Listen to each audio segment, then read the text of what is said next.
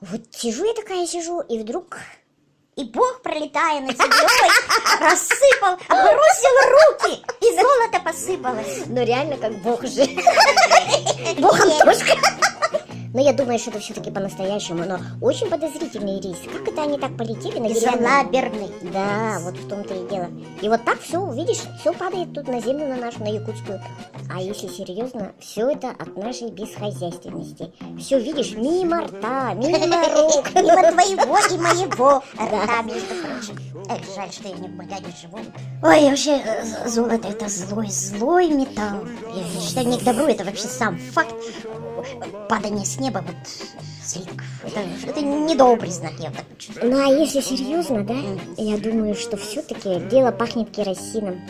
Все равно керосином. Это левый рейс явно. А это страшное.